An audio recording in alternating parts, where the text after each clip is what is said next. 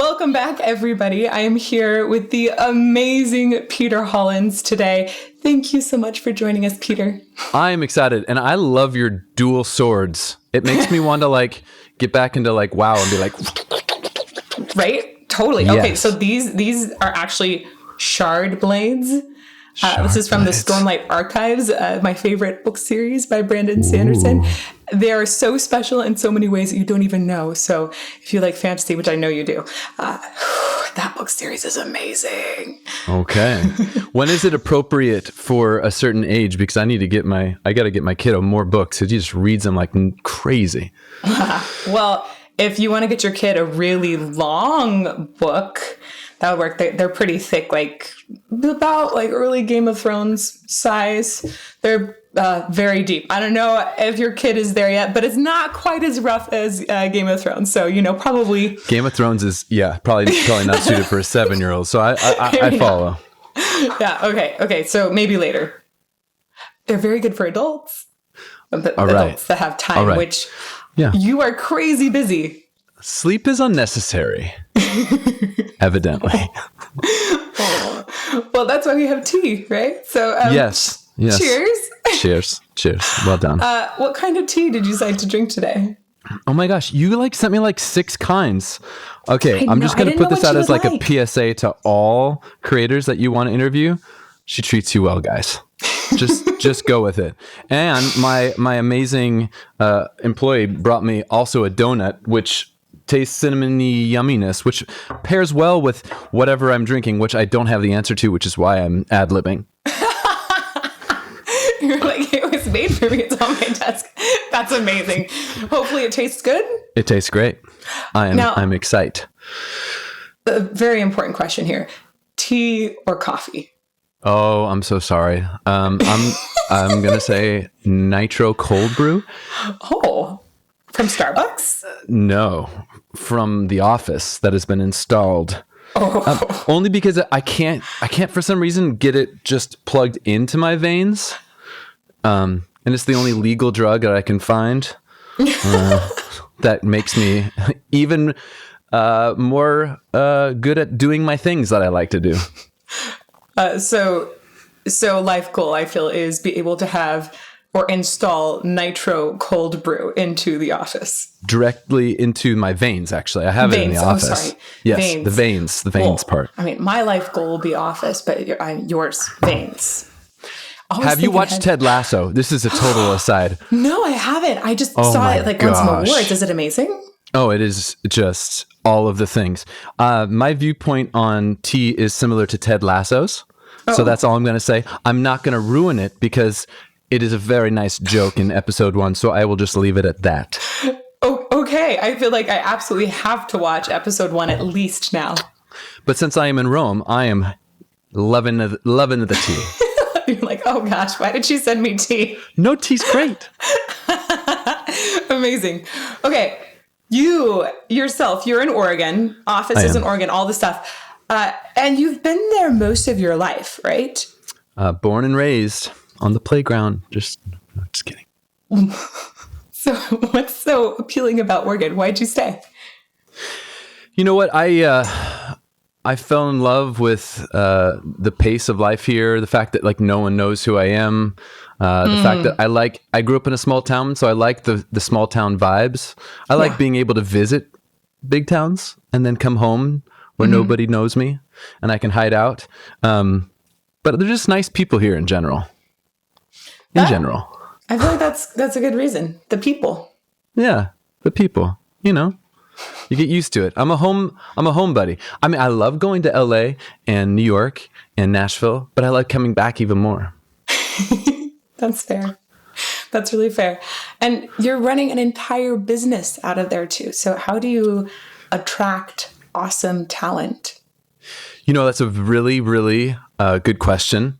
I think in general, the difficulty of a business owner, especially within the confines of a middle-sized city that has a great university, is keeping employees, especially if they're, they just graduated, And eventually people always feel like they're looking for something that they can't find where they are in returns of like the grass is greener. So even if I can provide better salary or better, everything, they'll always want to go somewhere else in terms of like a younger employee. So in general, the people that I've been able to build the business with that like really enjoy it have been those that like love dorky acapella music and come here just for the job. And so I've learned the hard way in terms of turnover that hiring locally is not advantageous, only because it's such a very specific job, right? There's no previous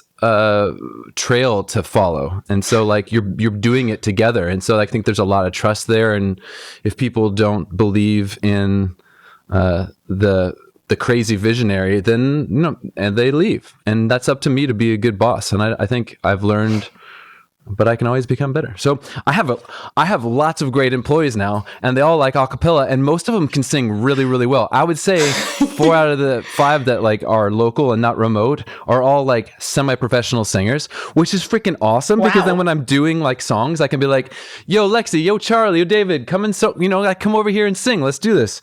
And so that's been a lot of fun. Gang vocals get a lot easier when you have a bunch of people that can sing really well. So, oh, that's sweet. Yeah. And so that means that you guys have like office sing time, right? Imagining this. Yes.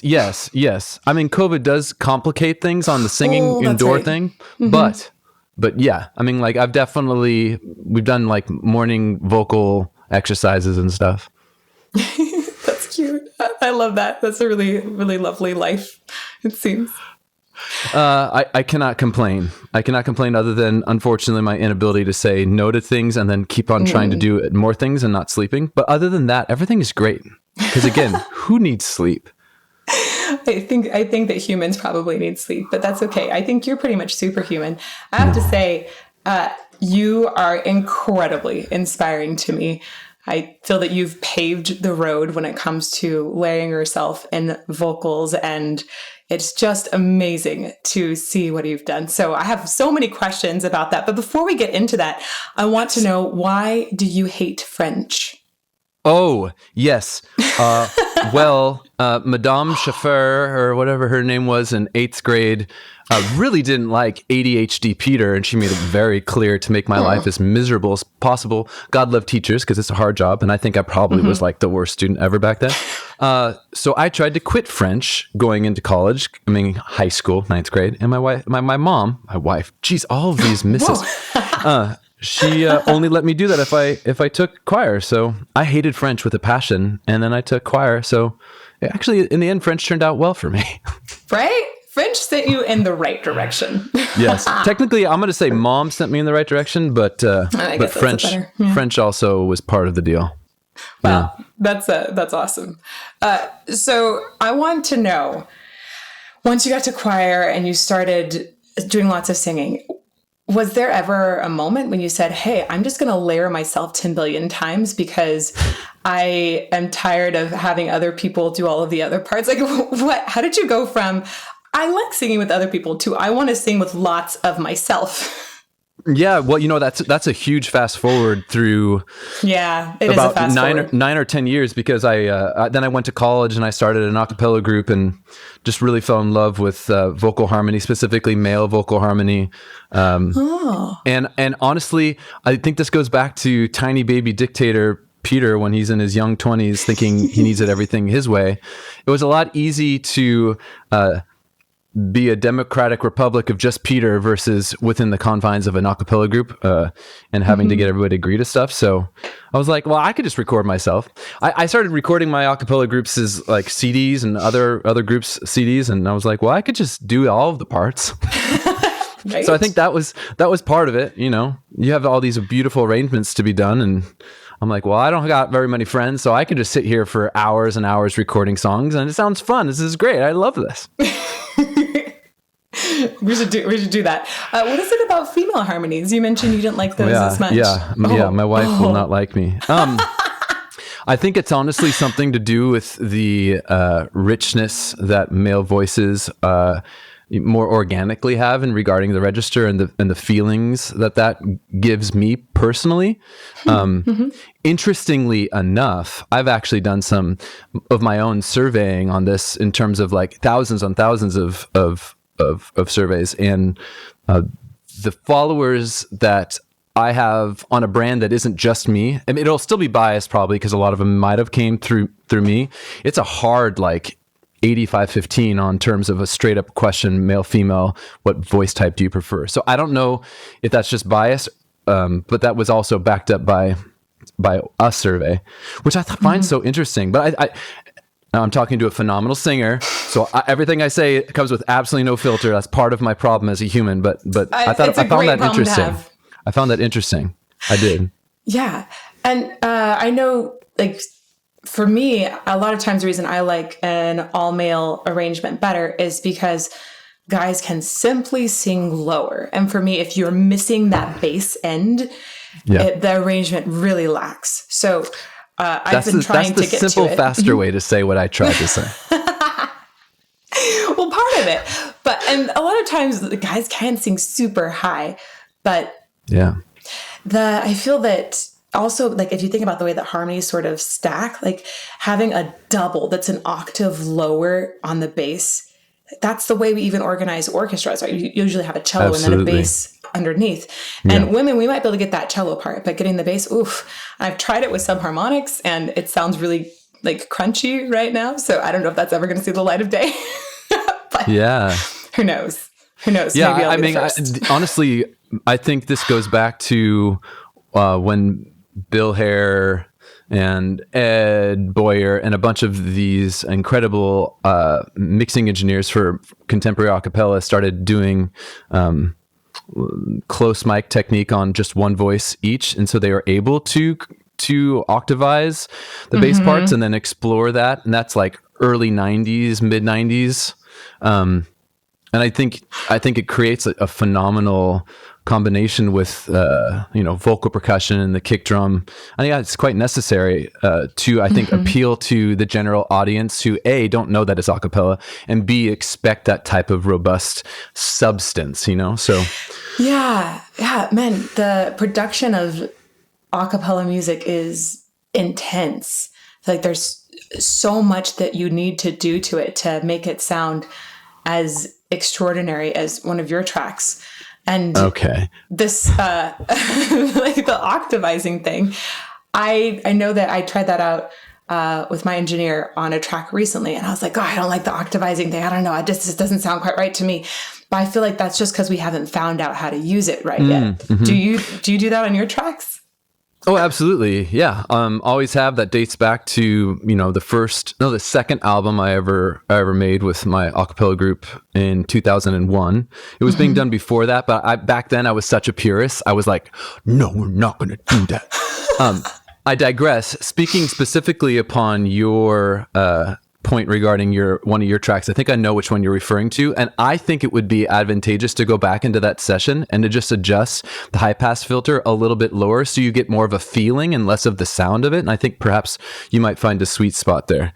I also call it like uber bass and then like uber bass when you do an octave and then you do the double octave. And for female vocals, it's actually obviously more complicated, right? Because you're going to get to like maybe like middle C or middle. I mean, I don't know your range. I'm sure it's like phenomenal. We could talk about it. But the double octavization and then where you put the high pass filter, I think in general, you'll find it. I bet if you play around, you're very smart. You'll figure it out. It'd be fun. Yeah. I've been working on extending my low range a lot in the last few years, partly because of this. And so, it's been a lot of fun. And it's fun to know that I can get up at 5 a.m. and sing lower than most tenors. That is very impressive. That is very impressive. But not lower than you. Your range is insane. No, not really. Which is why I collaborate with amazing people like Tim Foust. Farewell we call to hearth and home. The wind may blow and rain may fall, we must away.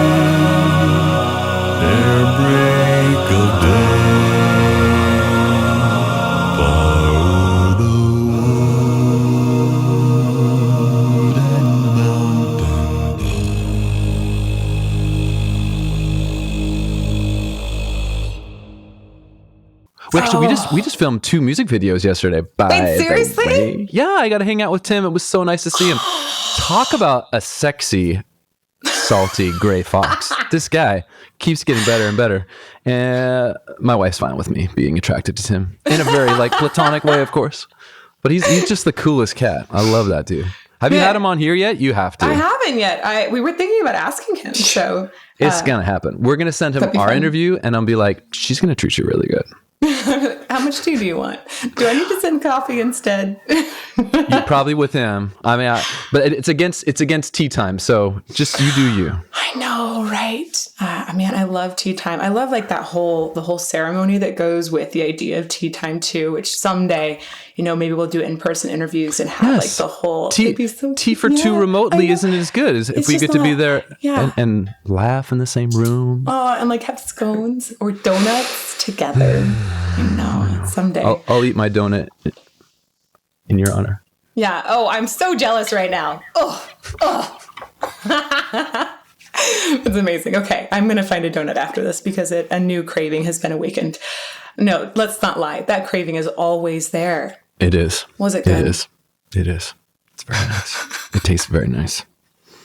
Amazing. So, did you have any role models or mentors, or was it more like, I feel like you are often a trailblazer in a lot of ways? I mean, depending upon where in my life you're referring to, I always had people I looked up to, and like, early on when I fell in love with classical music, that was Pavarotti, which I can never emulate his voice, but I always appreciate what a freak show he was in terms of like just utter brilliant tone and range. So gorgeous. But then later on, I fell in love with my choral director, who really changed my life in terms of like helping me find myself. And that's why I went to college to become a choral director. I wanted to be able to give that back to other high schoolers that were lost like I was before I really found choir. And then, later on in my life, I found many people that I looked up to and still do, whether those are like more entrepreneurial focused or friends. So it depends on when you're asking me and in what terms. But I liked, you kind of gave us a couple early ones, and I'm actually super curious just for me right now. Who do you look up to now? Because I know you are an entrepreneur. You're doing so many crazy things. You're really at the top of the field. Like, where do you look to for advice now? Yeah. One of the guys I look up to the most, and I'm lucky enough to call a friend, is Jack Conte, who's the CEO of Patreon. Just what he's been able to do for people, myself included, has completely changed my life. And as far as other people, I mean, honestly, the first time I even remotely had even an element or bone in my body that could even be called like business minded, it was because of the CEO of Louder, whose name is Chris Crawford, and he recently sold his company to Spotify. And in being a very unfiltered loudmouth artist on the platform, I was able to create a relationship, for life that allowed me to become an advisor and an investor of that company, and someone that like really grew into an advisory role when I had no idea really what that meant. And that just got me really interested in the entire space as a whole.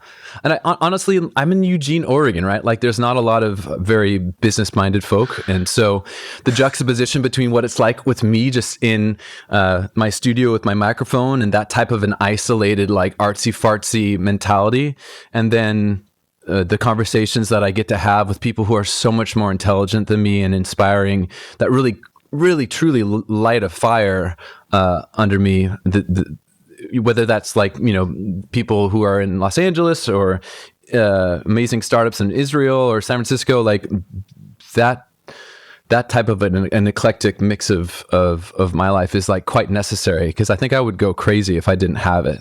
I love making music, and I love people loving that I make music and it makes them happy, but I love being able to affect change at a greater scale.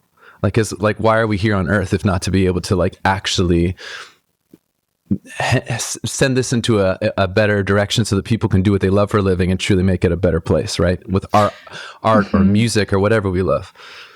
So I know that a lot of times creatives and tend to not have as much of the entrepreneurship side.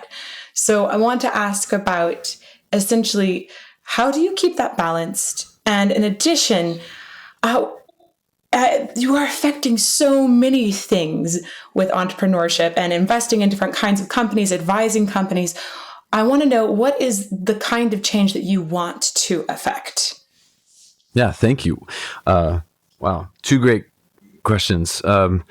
First and foremost, I don't think I have ever found a balance. It's just like spinning plates that when one starts slowing down, I run and I'm like, okay, spin this.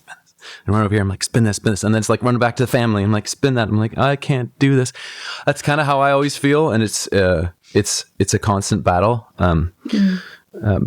However, usually it just comes down to what I see being the greatest need in me. If I can identify myself from outside myself and be like, I am really losing passion right now. I need to like do something that's more fulfilling, and then I can jump back into honestly either of those verticals. So it does constantly change, which is an interesting thing.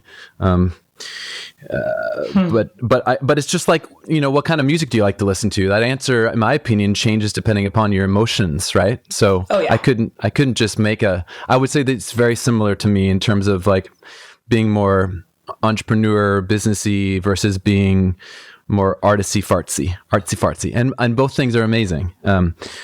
As far as my why, you think you put it so eloquently, and I already forgot it because I'm so ADD. What's the change that you want to affect? Yeah.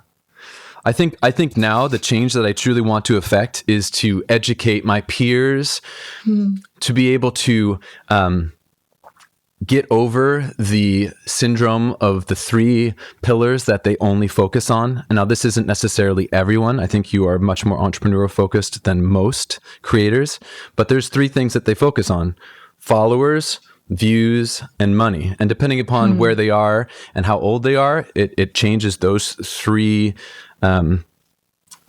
priorities.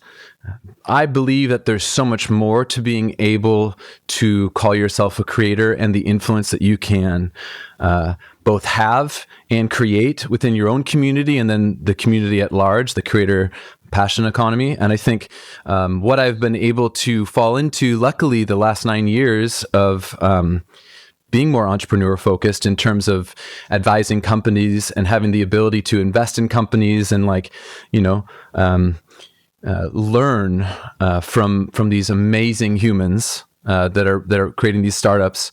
And obviously the byproduct of doing those things is that you have a tremendous diversification of revenue, which is what people like to talk about and focus on. But the true value lies honestly within the ability to create and foster those relationships on a human level, even on like the minutia of like introducing people to each other and helping people out. And then the joy that brings in doing so. And as far as like an actual legacy right now, like 2021, my focus is being able to get creators who are in the place in their lives to truly diversify, an education on that, and like all of like the real values that aren't just like talking about the macro stuff right now, but most specifically get creators equity in all these companies that are becoming multi-billion dollar companies, if not trillion-dollar companies, on the backs of us creators. And now that has happened for decades. And it needs to stop because our true value is so much greater than what we understand it to be. And everything else right now is like transactional, using us, right? Like brand deals are like these one-on-one interactions, and the creators are like, oh my God, you're going to give me money that I can put in my bank account?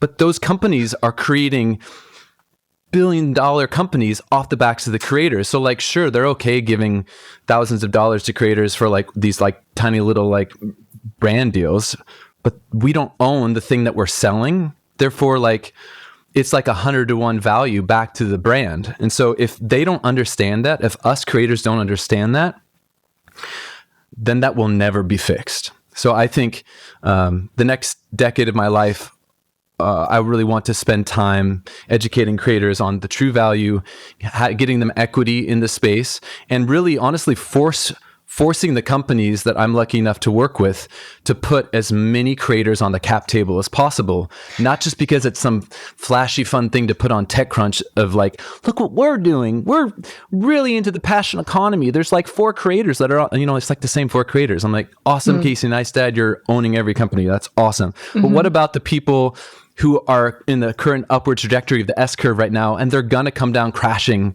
You can look at like the same type of paradigm that NBA players and NFL players have.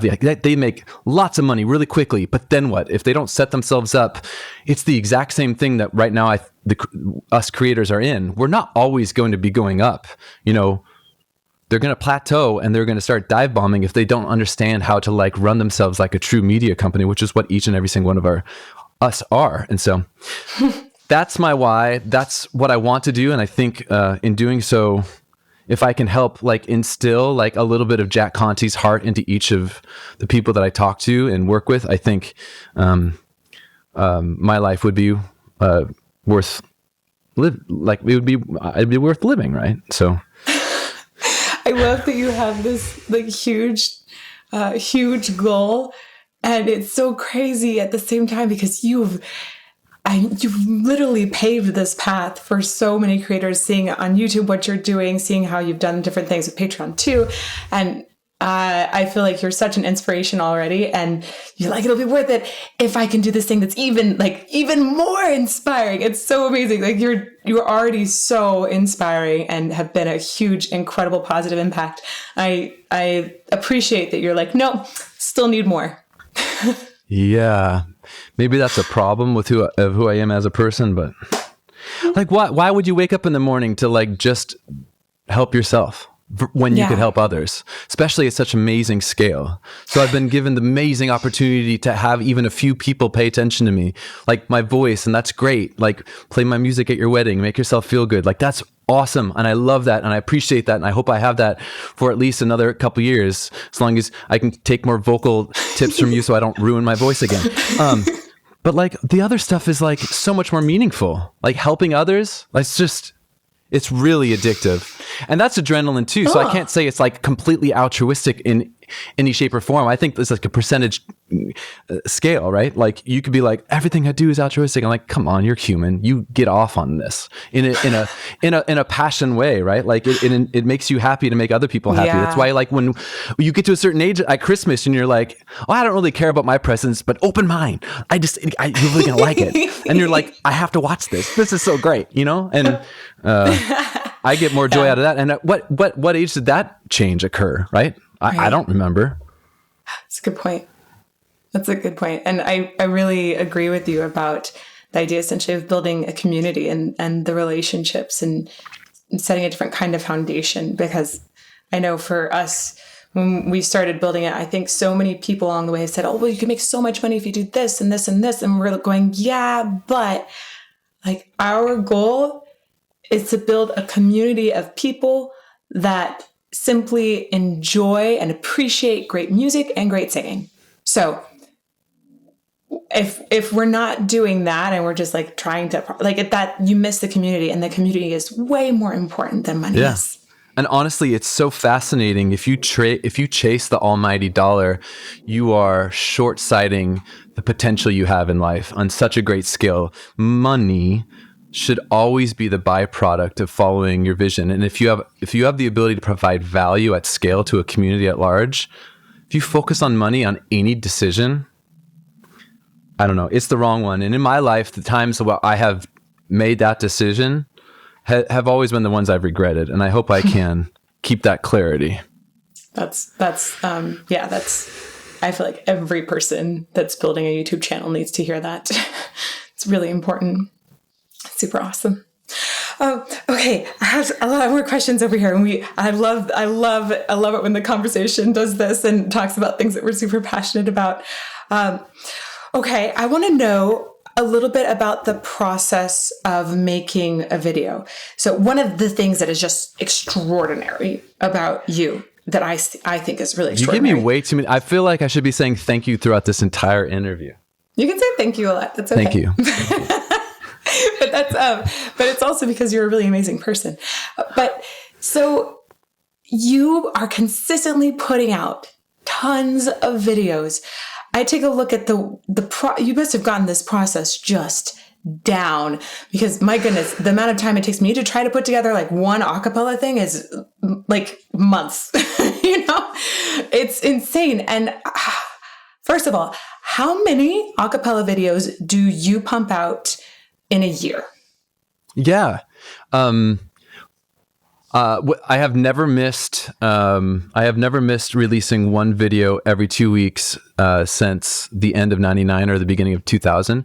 And for a good year and a half or 2 years, I was doing it every week. But that ran right into when we had our first child, and then my wife pretty much gave me the like, no, stop this now. So pretty much 25, 30.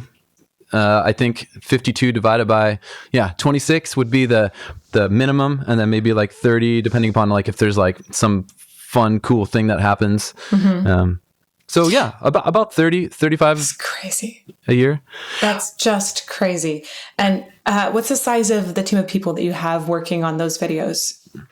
Yeah, from a full-time W-2 perspective,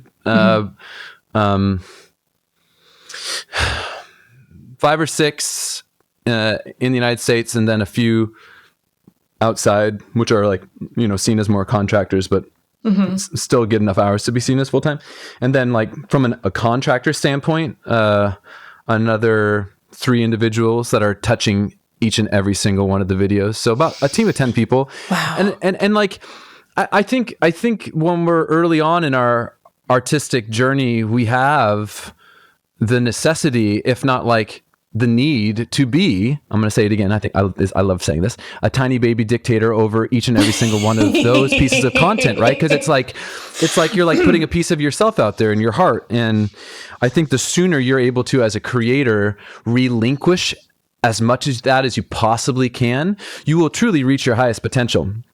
Because in the end, it's not about each and every single piece of content. It's about the consistent churn of content from you getting to like 0 to like 92%, because you'll never get to 100% of any single piece of content. So you have to constantly give yourself a deadline. And so I've always just given myself a deadline. We will release a video every other Friday at 8 a.m. and it's going to happen. And if it doesn't happen, then I'm fired and everyone else loses their job. No, just kidding. I don't ever actually say that.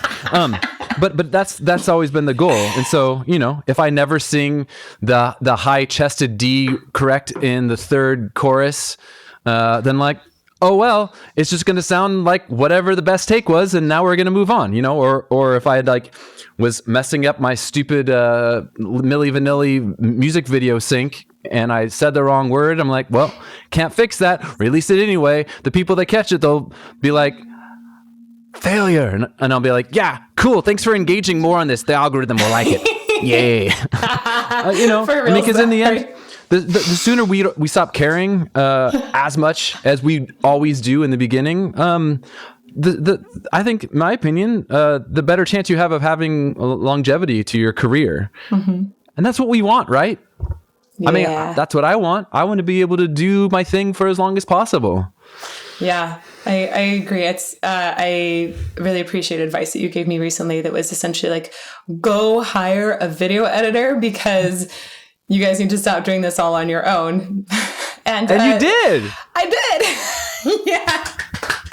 So wait, what's his name? His name is Hector. Hector. Hector. I'm glad you're here, buddy. Team. So yes, very, very much appreciate that. And yes, I think it will be wonderful to have somebody who's actually a professional at video editing. That's going to be great. So thank you for that word of advice. And tell me about the most complicated, I want to know about the most complicated music video you've ever made. How many tracks did it have? All that good stuff. Yeah. I think no matter what I say, it's going to be an approximate because my memory is horrible. But I definitely know that I did lose my voice entirely 2 times tracking Skyrim back when I did the collaboration with Lindsey Stirling. I need to sound epic. And I'm like, I'm kind of a lyric tenor though, so this is going to be weird. And that was like, I don't know, I think 185 tracks or something. Oh my goodness. And But, That's you know, a lot. anytime you're truly mimicking some type of like orchestral arrangement and you're, you know, doing between like 4 to 8 different iterations per a cappella part, and you're forcing your tone to be way too dark or way too bright, or like I'm up to the mic really close and I'm singing like this in order to be able to just provide additional instruments, you know, just as though like I have 8 different violins playing, you know. I think that kills me.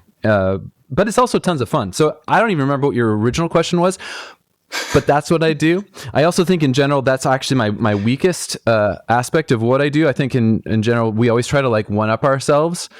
And I do believe that the entire industry as a whole wants less production and more genuine, authentic interaction. And I think that even now applies vocally. And I think a cappella music can become overly complicated, which a lot of my stuff has been in the past. And so I do try to push our team, who are just brilliantly intelligent a cappella dorks, which I would call myself one as well. So it's not a bad thing. I think a dork is a positive adjective. To become more simplified. I think in doing so, you allow more people to really embrace it. So it's funny. You go to school as a music geek and you like get surrounded by a bunch of people that are like, yeah, but you're like flat 13. That was like so cool. I'm like, yeah, but there's no reason to add that. The emotion isn't there. Why are you doing that? And I think in general, a lot of people get lost in that. And I think the general public does too. And in the end, like, what's the point of you singing? What's the point of you creating? Is it to move people? If it is, then like, okay, is your artistic integrity wrapped into jazz? Awesome. That's cool. I'm really glad you're going to enjoy that. But now the people that are going to listen goes from like the hypothetical being like 30% of the entire world to like, 1.5. And that's fine. But like, I want my music to touch more people, and it's already geeky, dorky a cappella music. Therefore, like, it's already down to like maybe 5%. So I can't, and so it's funny to like go through a journey and be like, we need to simplify this. This sounds just too complex for the sake of complexity. Anyway, I digress. No, it's great. And you were talking about sort of the character interactions at one point too. I love the way that you have interactions between characters on some things now, right? It's so cool. Like where you like throw things at each other across one screen. It's like, it's fun. Who came up with that idea? Who writes that? And do you like wing that when you're filming? So in the past, it's always been something that I did like shoot day. Cause I'm like, well, we're cloning. There's going to be like 6 of me on screen. Why don't I like acknowledge the fact that I have my like identical sextet? I don't know. After triplet, I get confused how I'm supposed to say that. Right there. And so then, eventually it's gotten to the point where like we try to come up with more complex interactions, which are really fun for the team to like come up with. And then I basically am just on set being told what to do, which I love. Oh my gosh, I love. And that can be really, really fun. And honestly, that gives the audience something else to like listen and like look at. And I think that's really fun and dorky and cool. So yeah, every time I like see something thrown from one frame and end up in another frame, I giggle. Like it just makes me giggle. I love that. Yeah, I like it too. It is fun. It is really fun. And you've done a lot of collaborations too with tons of people. Man, I mean, obviously Tim Foust. Let's see. I even wrote some Lindsey Stirling. Whitney, your collaboration with Whitney Avalon was hilarious. I loved that too. I want to ask 2 questions. First of all, what makes a good collaborator? Yeah. That's the first part of the question. I'm going to answer it now. Just so you know. I was just giving you dialogue what my brain was saying. I think in general, the ability to be easygoing and provide, and in my opinion, a talent to my weakness, when I have plenty of weaknesses, so it's really not hard to find somebody that fits that. But in general, somebody that wants to have fun and depending upon the way you look at it from a a non-artistic but more business sense, it's really, really fun to be able to do one of two things. One, collaborate with someone that your audience already loves. Like if you pay any attention, as any creator should, to their comment section or anybody tweeting them or DMing them about working with someone, if you see somebody's name cross your path dozens of times and you're just ignoring it, you're kind of a crap creator. No offense, but it's true. Or secondly, you could be like, I really need to break into this like new demographic. I really think they're going to like it, and I have something really awesome to offer this person. And then that's also a really cool angle from a business standpoint. You always have to be able to provide, in my opinion, like a true value.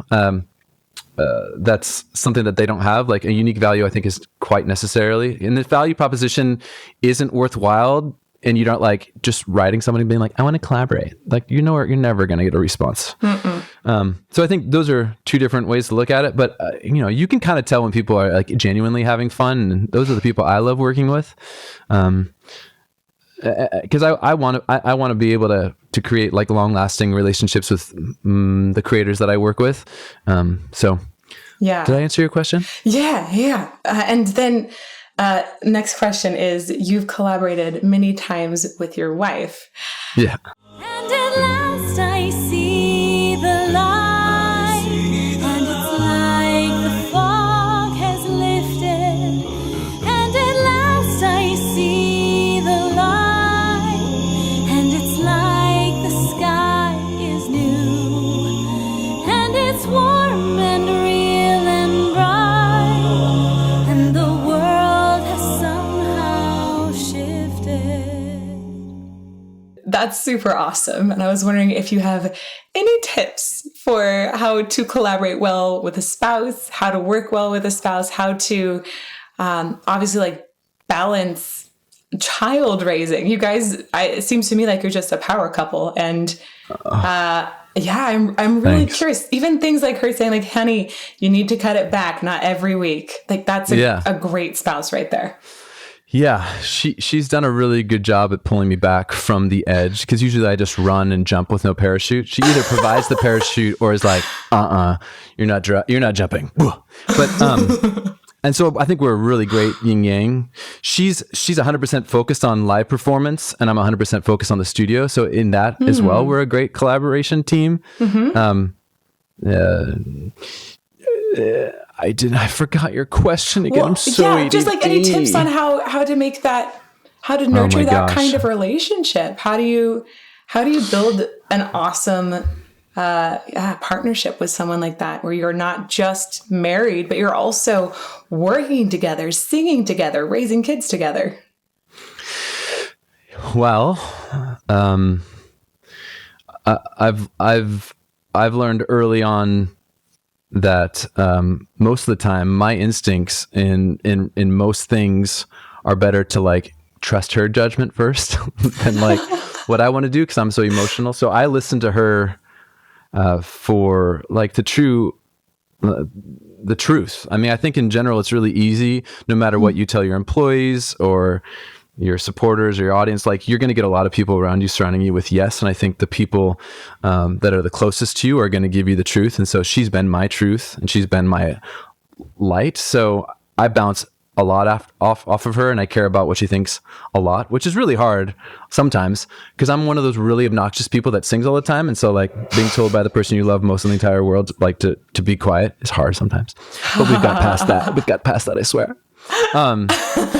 But because I'm so lucky and she loves the stage and live performing, and I'm the exact opposite, there's actually not a lot of competition between us, which is really great because I'm such a competitive person, and she truly is competitive as well. And so we get to compromise and collaborate in a lot of ways. Like when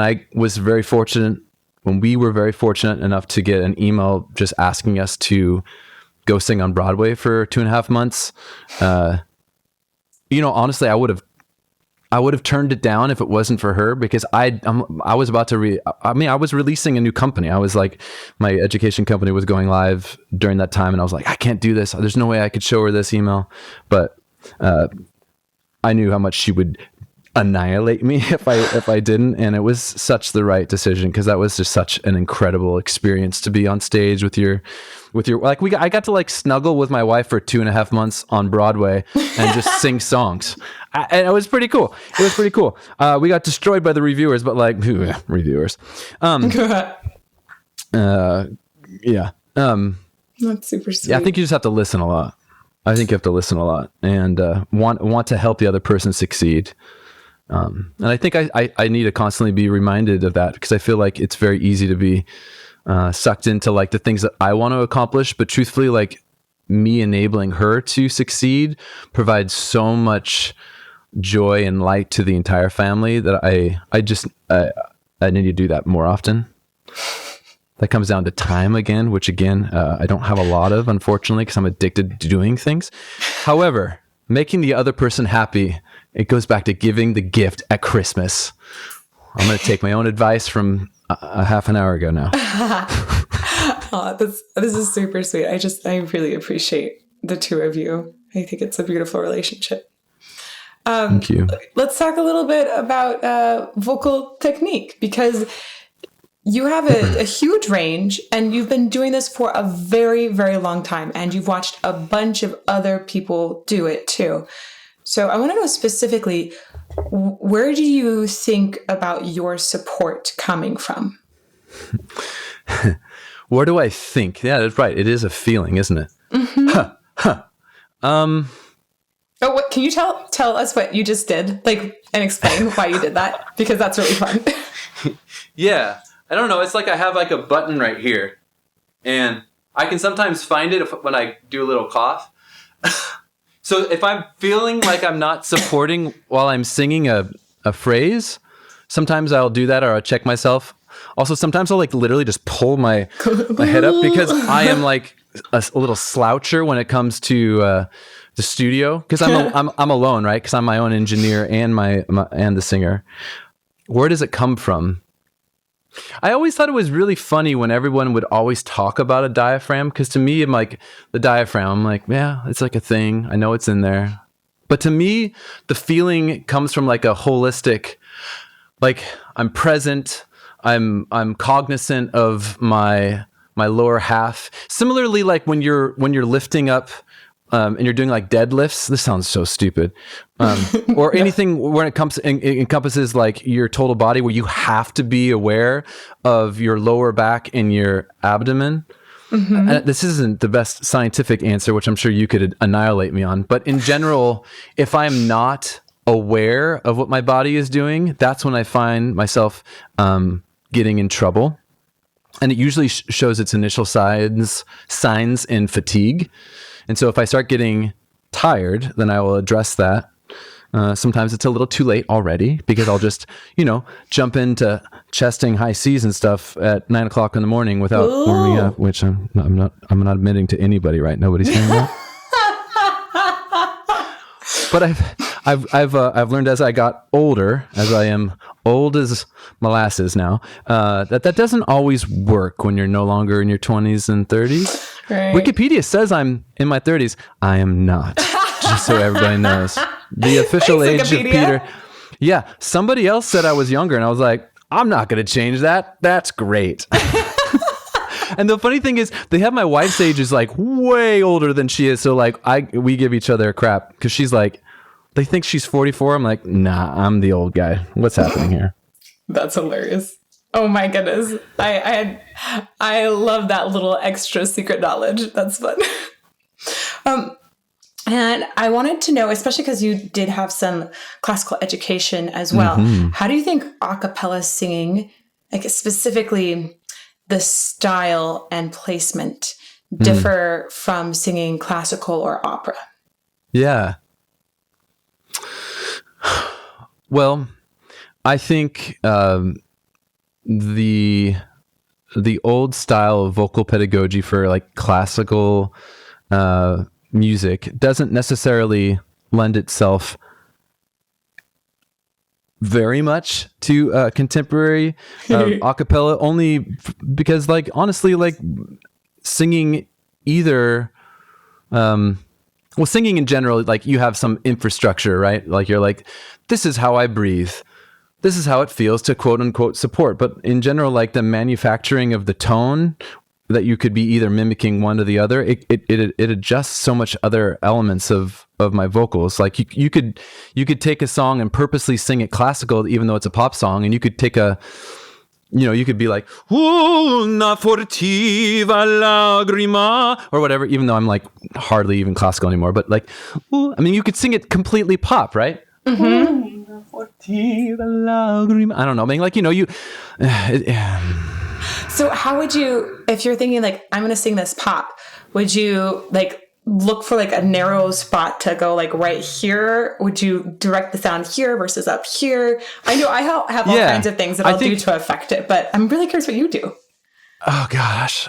I have like new things in my toolkit that I've like identified within the last couple months that are completely not coming up because I've had way too much nitro cold brew and tea now. But I think in general, I could easily fall back on the, if it's like anything that's like tall vowels and you're like forcing your vibrato to be constant throughout the phrase, like you're doing a bunch of elements of normal classical literature versus like, darling, I will be loving you till you're 70. I mean, like, I'm not the best like pop singer at all. I'm a total faker, but like it's just different, right? Pop is like you're doing lyrical licks. It seems to be much more close and I don't know. I mean, I feel like you could lead this conversation and I could be like, yeah, and then what I do is instead of like, yo, Peter, go back to when you taught voice lessons for 2 years very poorly and talk about that. That's so funny. One of the things that I like to understand is how somebody who's making something really awesome is doing it, because everybody approaches it in a different way. And you're, I think, very instinctual in your approach. Yeah. And it's more like you think about the sound and you go for it out there. You're not sitting in here shifting all the little things. I know lots of singers that will go shift, shift, shift, shift, shift. Cool, here's my pop sound. So this tells me that you're like, you take the sound out there and you think about like, I feel like you take it more like the outside in rather than the inside out. That's 100% correct. Mm-hmm. And I think that's even been magnified to the nth degree because I'm the one in the studio producing myself at all times, right? So like when I'm going out a solo, even if literally I've never heard the original song, I'm just going off of a MIDI because I like sight read MIDI now. I could sight read MIDI way better than I could ever sight read. Really? Yeah, than I could ever sight read normal music. Even though, like, I got my normal, I got my normal degrees, and I was great at sight reading music at one point. Not any longer, but MIDI, right? And so I'm going at a song, and I'm like, here's the lyrics, here's the MIDI, and I just go at it. Like the first take versus like maybe my sixth take or eighth take is drastically different because within the confines of the lyrics and the melodic line, I will find what I want to make it my artistic choice, and I will decide between like pop and classical where my hybrid is. Because I feel like my sweet spot from my voice is somewhere in the middle, where you have pop tendencies but with classical pedagogy at times, and I'm a Parkenbarker who really, really loves like a lovely ballad, and I love Journey. I love Andrea Bocelli's like as much more poppy stuff. I love Josh Groban, and it's just stuff that like lends itself well. And then I love stuff that just beautiful melodies, so, like Ed Sheeran. Yeah, I think I can't pull him off as much as I should be able to, only because he's just more vocally agile than I can ever really be. And so it takes a lot more practice to be able to pull off like his licks as seamlessly as you'd want to. But so I'm just going to say, I just saw I See Fire. I just recorded the reaction to that. It's going to premiere right before this interview did. So. Oh. And I hope that you remember me. And if the night is burning, I will cover my eyes. For if the dark returns, then my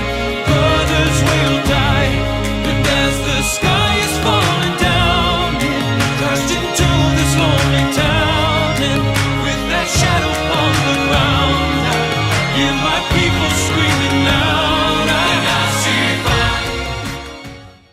I loved what you did, and you're talking about the little things that he does in there. You did these runs in parallel octaves that were really like very super stinging precise, and I was just like, wow, I think you pull off Ed Sheeran very well. Oh, well, that's very kind. Thanks. I actually really, really loved that song. And I felt like, in general, if you look at the breadth of his rep, I would say Icy Fire really does lend itself way more towards a like a parting glass in his repertoire. So much more to a melodic line that is more towards the classical side than like a lot of his pop. I mean, like, what the heck is this bad something that he's doing? I don't know. I'm not on that bandwagon. Love Ed. Think he's a brilliant songwriter, but I loved his older stuff that was a little bit more melodic and Park and Barker. Oh my God, I saw him. Oh my gosh, I saw him at an arena show, and just him. It's just him and his guitar at an arena show. Just such a brilliant SOV. Oh my gosh, Wow. just phenomenal. So no, I don't hold a candle to him. I love that you appreciate my dorky acapella Icy Fire, though. I think it's a really beautiful song. Yeah, that was fantastic. I'd been saving that one for a while. And that was like, oh, this is so worth the save. Yeah, I know, right? Is there a song that you've created and put out there that you feel like just should have had way more traction? You know, all of us have these babies where we're like, wow, that video was so good. Why didn't people watch it so much? And sometimes the YouTube algorithm just does something and your video doesn't get promoted. So is there one that you feel like, that was one of my best ever? Oh my gosh. You know, like, I've done so much now. I literally have to go to my channel and then look by view count at the bottom and be like, what bombed? Just give me a second. I have to go like this for a while. That was so funny. I've done this where we've gone back and been like, oh, that's so weird. That video picked up. We don't know why. And there have been ones where I thought it was one of the most incredible singers or videos. And for some reason, it just didn't go as well. We have no idea why. I'm going to give you a very biased answer, and then I'm going to give you more of like an emotional answer, and then I'm going to give you a real answer. Ooh, okay. Yes, three answers. Yes. My biased answer is A Million Dreams, which has my wife and I and my 4-year-old singing in it. And he freaking slays it, like emotionally, like vocally, when you put it within the confines of a 4-year-old, like, dude, it was great. And it was so cute. And we had like a cool narrative to it. And I thought that the video like moved quick enough and followed all of like the quote unquote like guidelines. Another one, which is like literally one of like 3 or 4 that I ever made that has literally no editing, which took me a while because I was anal retentive. I'm like, I'm not going to tune this. I'm not going to edit it. It's just going to live and breathe on its own. Is my version of Billy Joel's Lullaby. Like there's no tuning. There's nothing. And it just didn't do well, which I get, because Billy Joel is like Billy Joel, and it's like a long time ago, and so it's people don't necessarily appreciate or look for things that are old, but Billy that song Joel's, is beautiful, and I just think it's like it's a lovely lullaby. And then I know the video is like not that good because I edited it back in like 2011 or something, but then to give you a real answer, a real answer. This is going to take me a sec. Hector might want to just ignore this.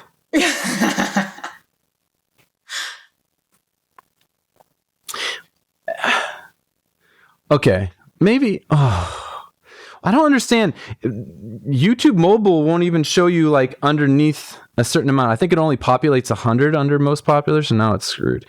But I'm just going to go ahead and say I think that Carol of the Bells that I did with like One Voice Children's Choir and BU Men's Octet and like a men's chorus was like orchestrated and edited and done in a way, both visually and audio wise, that I think should have gotten way more traction. We released it early in the Christmas calendar year, so it should have gotten picked up by more third-party sites. Each and every like new new musical section has a new group come. So both from a visual standpoint, you get something new. You don't have to just stare at this old haggard face. And so like, and then it's like, oh wow. And now we have young children's choir. This is really exciting. And like, they're just all cute and amazing. And then like, they're like, and then you're like, oh my gosh, now there's a huge men's choir that just joined. And then it's like, all of a sudden we're running through the crowd and then we're on a drone, and it had all the boxes checked, but didn't happen, didn't work, kind of crashed. So that was a thing, but it still has like 2 million views. but I still don't think bad. But I don't. But I had higher expectations, right? So I guess that I think still like answers the question correctly. Yeah, I agree. Like when something just doesn't quite live up to what you thought it would be. Yeah, totally. Okay, well, I have just a couple more questions from me, and then I'm going to get to our patron questions. Mm-hmm. I want to know, how has the coronavirus affected you in the last, oh my goodness, year and a half? Yeah. How's that affected your operations? I think one of the beautiful aspects of creating and fostering a digital artist career is that you don't necessarily need to leave home, right? Yeah, it's nice. So it's not something I ever like flaunted or talked about publicly, because I know how many millions of people have been incredibly affected. But I haven't from a business standpoint been at all. Even in fact, I've been able to hire additional people and help other employees because we've done so well. And so that's been really nice. But because I don't take any revenue by performing live. That's like not my shtick. That's not what I do. And I live and breathe within the confines of one room with like a few mics. Oh man. Can I add like an extra question to this? Yes. That's in here. I forgot to ask it earlier. Do you feel like there's any piece of technology over the last 10 years that's come out that is just like amazing for your recording situation? Like, headphones, mics, in-ears, the whole gamut. Maybe it's a video camera. I mean, as far as technology that I would say is like a great deal for other artists or people, son of a donkey donk. Aww. Cussing without cussing. Donkey. Donkey. Donkey donk. I can't find it. There's, oh, dear God. Is it on your head? I digress. Anyway, sometimes you can find really, really good deals for K240s. And the reason why I like these specifically is because they provide such a tremendous true sound, the AKG 240s. Uh-huh. Now, I'd say for the money, these are the best headphones you can possibly get for mixing. If you don't want to get monitors, or if you can't get monitors. I also love them for tracking because you can actually hear through both ears whilst recording. And as long as you're doing like close mic technique, which most people should, because you get like a really cool proximity effect when you're recording, then they're great, great earphones. And sometimes you can get them for like $59, $69. Wow. Weakness, though, if you don't treat them very nicely, they break. So I've gone through like probably a dozen, because I don't treat a lot of things nice at all, because that's all about saving time. So sometimes, and all times rather, I drop them when I'm done and run out of the room. I know. I do a lot of things because I'm an impatient little turd butt. But life, that's one of my things that I need to work on. So those are just headphones. Other than that, I'm kind of an anal retentive audio engineer, and most of the other stuff that I use is way too expensive and mostly only purchased for write-offs. But I think the tried and true Rode NT1A is still like the best large condenser you can buy for the money. And Rode makes good microphones as long as they're still using the same stuff that they did back when I had those with my first two microphones like 15, 16 years ago. So those would be my two recommendations. That's super helpful. Yeah. I'm actually kind of curious, like if there's a really expensive plugin that you're like, oh, but this one made my made my production or my recording sessions way better too. Is there one that you feel like is very expensive but was worth every single penny? So I'll preface this with I got out of mixing back in 2008. I was a mixing engineer for about 3 years, and then I was like, I can find people that do this better than me. But I think in general, it's obvious who has won the pitch correction game. It's definitely Melodyne and not Autotune. Yeah. Autotune should be used only for creating specific tone and like artifacts that you're going for, which is like the obvious share believe type of examples. Yes. So Melodyne is by far the best way to edit vocals whilst keeping the original integrity of everything, as long as you learn how to utilize it well. But in terms of just like plugins, I've always been a huge fan of English Peter Hollens. ASMR English.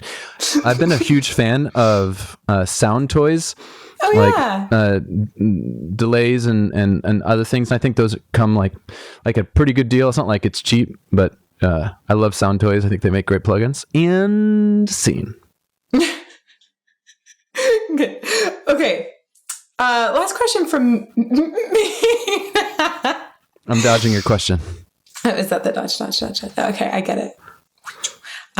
So last question for you is what, from me, I should say, is what do you feel is the best and worst thing about being a singer in particular? Yeah. I will say I think the best and worst thing is the same thing. Ooh. I think it is just the fact that our instrument is part of our body and part of who we are. And so it's so easy to have it with you at all times and be able to utilize it in in every situation. And how great is that you don't have to carry your instrument around. You can be able to provide value to people really quickly and make them happy, make their day because you have it readily available. I think that's great. Yeah. It's also very, very difficult that your voice is your instrument simultaneously. Numerous reasons, because if we get sick, we're out of luck. If we, if we lose our voice due to a surgery for 9 months, like somebody did recently, your entire perception of your reality and who you are as a human can be completely changed due to the fact that like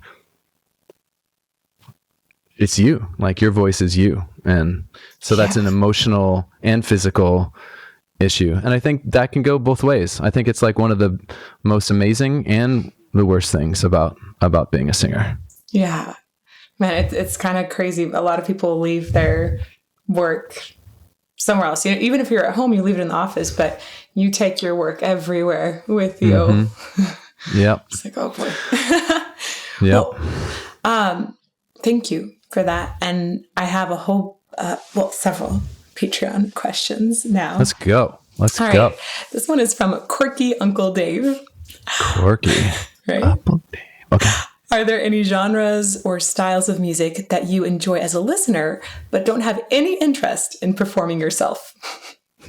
Sure. I have a cop-out for this, mostly because I only turn on acoustic music, specifically the piano and the guitar outside of work, because if it has vocals, pretty much I'm on, my mental state will stay on, and I need it to go off so much when I'm outside of work because of just the way my brain works, and it's just so on all the time. I think that's just part of being ADHD, but I love emotional acoustic guitar music. I love similarly that for piano. I can't play either instrument that well. So that would be a cop-out, but also the true answer. And my favorite artist of all time, which everyone should look up, is Chad Lawson. He is an amazing human. He's also like, the best, I think, piano player to provide you with emotion, for any aspect of your life. He also had like the number one classical song last year. He's just amazing. I was able to work with him a few years ago on an original of mine and just fell in love with him as a human. And then since then, I'm just like, Alexa, play Chad Lawson. Like literally, that is on all the time. You know how you have it in Spotify? It's like your number one played artist. My number one played artist the last 5 years is Chad Lawson. What was the song that you and Chad collaborated on? December song. It was an original of mine that I had come out on my first Christmas album. I was actually able to perform it on Broadway. So technically I'm like a Broadway writer now. I co-wrote it with my friend Anna Gilbert. She gets way more credit because she's way more talented than me. But yeah, I gotta do it with Chad, and he brought a lot of life to that collaboration.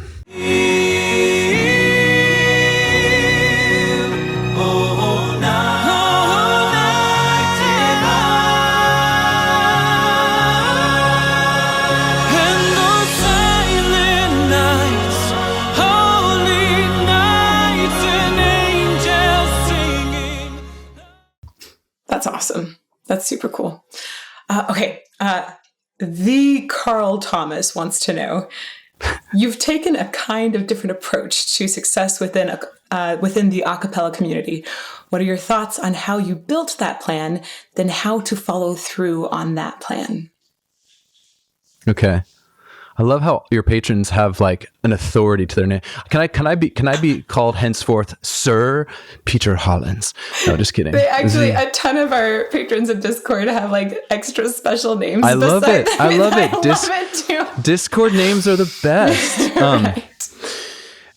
You know what? I had no true plans. I think part of who I am is to fly by the seat of my pants and trust my gut instinct. So when I, fell in love with the recording studio, took all of my money I had saved out of the bank to become a choral director and just spent it all on recording equipment. When I decided to, start recording a cappella groups all around the nation, I think this goes within the same thing I just said. I just did it. I just put myself out there until I got enough people saying yes, and then I started doing it. And so I saw people on YouTube back in 2009 to 2010, like Kurt Hugo Schneider and Boyce Avenue, Tyler Ward, doing these videos, and I was like, this looks like a thing. Hey, I can record myself. I already record other people. I'll just turn the mic on myself. And so just like I taught myself recording engineering, I taught myself video editing, and I just went at it. I think there wasn't a plan. It just was kind of like, I'm going to do this. And I think I was given the luxury that I had things pop up in my life that allowed me to do that. Like, we were living in a place that was costing us $400 a month with nothing else paid for, like nothing else that I had to pay for a number of years when I was going for the YouTube thing. Right. So I was very fortunate, and not everybody has that luxury. And I did, and I was. And so as far as how to implement it, just do it, and don't freaking, don't freaking question yourself, and put it out there, and put yourself out there, and don't have any hesitation in doing so. Cause like, what do you have to lose? The only thing you have to lose is if you don't do it. And if you don't do it, you automatically fail.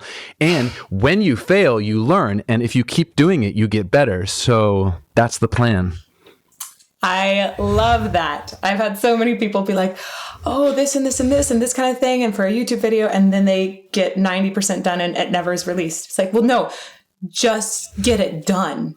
Yeah. Get it done. It's not going to be great, but learn from your mistakes, and then get it done again, and keep doing it. And then something can happen. 100%. 100%. I hated my first video. I still have it out there. You could look at it from a production standpoint and be like, yeah, this is solid, but it's not me. It's not me singing that video. It's someone that I thought I had to be. And from that perspective, I hate it. I'm like, that's not Peter. That's someone Peter thinks he has to be in order to be successful. And it's funny, if anybody went back through my whole freaking catalog, first, I apologize. Secondly, there's an incredible change that happens within the first 2 or 3 years where I'm like, I can just be a dorky dad, and like, this actually kind of works. I'm like, I can just be me. And like that transition was like the most rewarding Yeah. period. That's cool. Oh man, I feel like so spoken to and seen right now, because I've had moments where I wasn't as me in various things, but boy, I think one of the reasons why doing these like reaction / analysis videos is so great is because I love voice. I love talking about it. Like, it's all just me. Like, I love that. I love that. I love could it, I yeah. could I ask that one of these days you'll let me do a double analysis so that we could both be watching it? Oh my gosh, let's do that it. That would be fun. I would love to do that just once. Let's do it. Just once. I Yeah. would love it, because you'd be able to say it in a much more eloquent technical way, and I'd be like, yeah, that sounds dope to me, because like I don't know what I'd say, because anyway. That would be fun. Okay, let's do it. Okay. Yeah. We're gonna have to talk about what to do now, and that's gonna be really fun.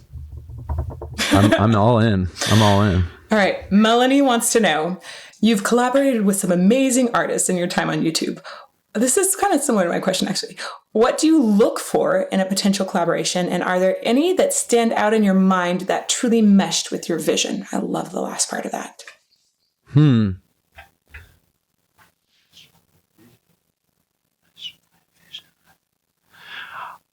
I mean, I think. I would go back to whatever the heck I said earlier, which I don't remember, in terms of like the collaboration is one in which I look at somebody and I'm like, gosh, they look like a lot of fun. They're way better at doing something that I'm not. Yeah, fills in where you don't have. Yeah. And then because then together, like the total of two parts is better than just you by yourself, or whatever that saying is. But I've just thoroughly enjoyed working with Brian Hall the last few years. He's a classically trained tenor, but then simultaneously he's an even better vocal wizard in terms of talking and or singing, being able to manufacture and replicate just about anything. I mean, heck, the guy just got like to play Dracula on Dracula 4. Like, it was like, peace, Adam Sandler. Brian Hall is now going to step in here, and that that's how talented that guy is. And so every time we could do something, I'm like, this guy just makes me look good, because I can't do any of this stuff. And so that's like, anytime we do anything, that definitely fits my vision and exceeds it, just because it's great. I would say also, on a less like fun geeky answer, and give you a very specific one, each and every single time I work with David Archuleta from a vocal standpoint, I am constantly like blown away by his natural talent, both in terms of like being able to be in the recording studio and record him and being like, holy crap, this is his first take, and I'm like, yeah, just ad lib, and I'm like, oh yeah, that's good, we're done, we don't have to do that again. but also just like, he's just so freaking genuine. So those are two entirely different sets of people that provide incredibly different things, and just as equally rewarding. That's awesome. Yeah. Ruben wanted to know, I'm a huge fan of scat singing. What's your take on it? And is the technique similar to the point where you'd use it in your own singing? Yeah, scat singing. Okay, I'm going to go back to when I annoy my wife all the time. I would hearken my scat singing to the fact that, like, at all times, if I'm just watching something or whatever, I will be like vocally harmonizing in the most like crazy, ridiculous, horrible ways, both in terms of whatever syllable I'm on, and just like I'm just searching for a way to make this harmony work when I'm like just. Anyway, it's my type of scatting, and it always most of the time ends up sounding horrible at some point, at which point I like fade off, and then I'm like, okay, that was really bad. And I look around and make sure that my wife or my son, who also has a really good ear, is like, Dad, that's bad. Most of the time, the only reason I'm good on YouTube is because I'm really horrible at home. But my take on it is like, I think it's an incredible art that I wasn't necessarily given as a gift, although I incredibly appreciate the talent. It isn't necessarily something that I want to do or like would enjoy listening to it at length. But like who could listen to Ella and be like, yeah, that sucks. Like, She's a goddess. Yes, she is a goddess. Yeah, totally. All right, this is from Dwayne, who wanted to ask, have you watched the Pitch Perfect movies, and how accurate have they been to actual competitions? Yeah, great question. Little background story on Pitch Perfect. It was written about my wife's group at the University of Oregon. The first words in the book are actually my wife's name that Mickey Rapkin wrote. Mickey interviewed her and I numerous times for it. We're like the Danny Sandy in the book. And then when that was brought to Hollywood and turned into like the Hollywoodized version, I think that there's a lot of things you could say are similar in terms of like broad strokes. There was definitely no throwing up in any of my experiences with the ladies of Divisi. But in terms of the competition in 2006 or 2005, Divisi was at finals. They were by far, and this is like literally an unbiased take, and I'm sure the people who run it, who know me, if they listen to this, they might get mad, but like they won that competition. They won it. Two of the judges gave them first place, and then one, who I won't name just so that I don't get in trouble, gave them last by a lot. Whoa. And in these judging sheets, you have all these opportunities to provide great feedback so that they learn, right? It's not just like, you guys suck, 0.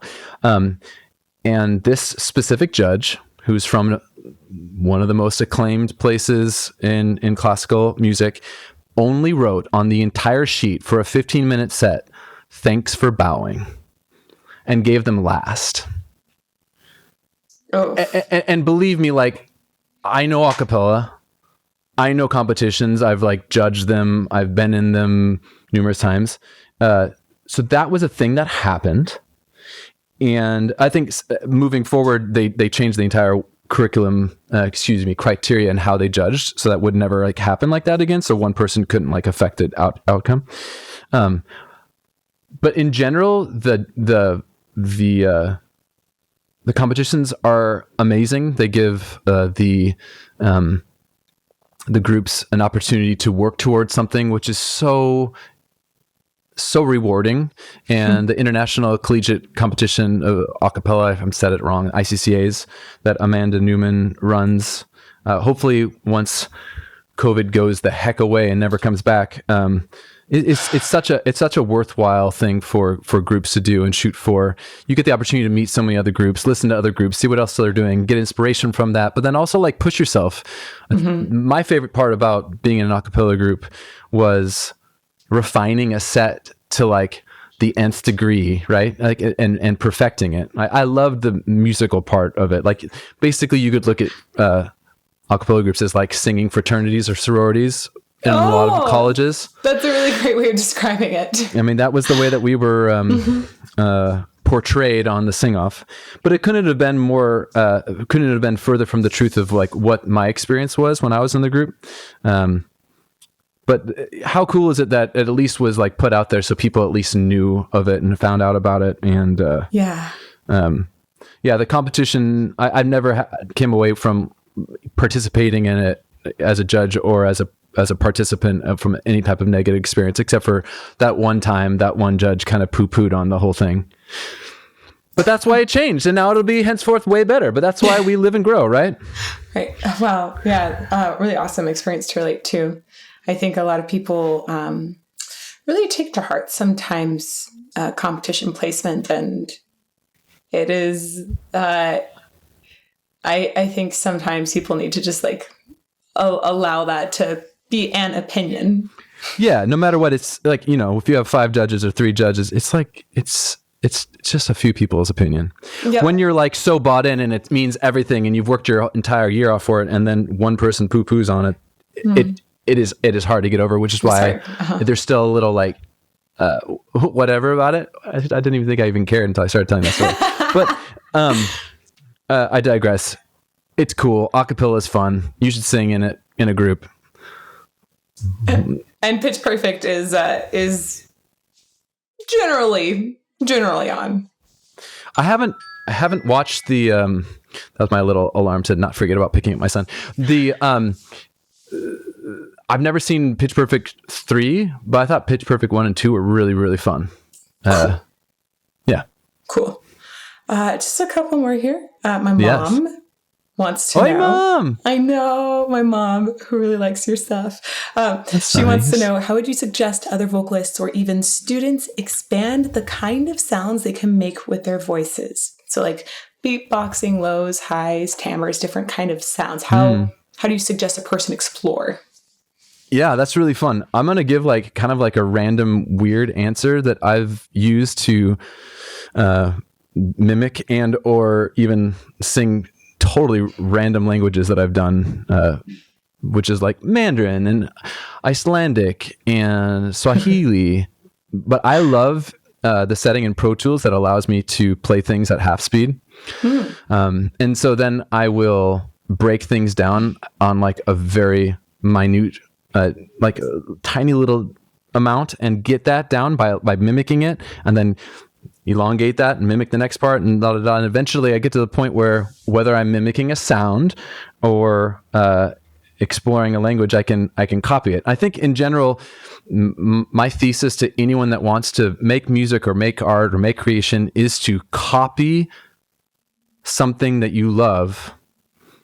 And then after you learn it and you can copy it with your own voice and your own creation, then no matter what, you make it different, right? Because there's only one of you. And so you do your reverse engineering by learning and copying and then move on from there. So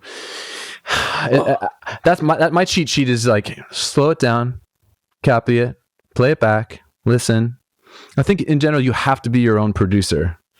Mm-hmm. I couldn't recommend that enough. Like, especially if you're a singer, like if you don't know how to, use GarageBand and buy like some like, $50 USB mic, like you have to start somewhere. You have to listen to yourself because your sound sounds different outside of your head than it does. Yup. So yeah, I can't recommend that enough. Also, hi, Elizabeth's mom. She's going to be so delighted. Thank you. That was a really super awesome answer too. Chris Vaughn wants to know, when doing an arrangement of someone else's piece, what are your boundaries for how far you'll stray harmonically from the original? Essentially, like how far can you go without losing the essence of the original?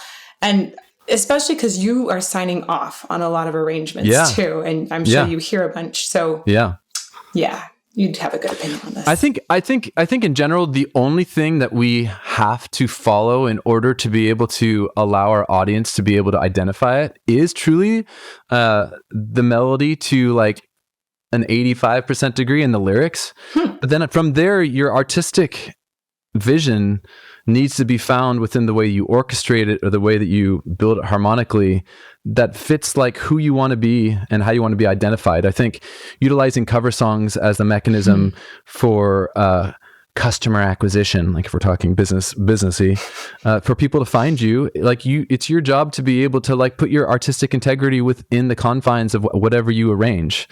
So for me, that there's been a journey the last 10 years.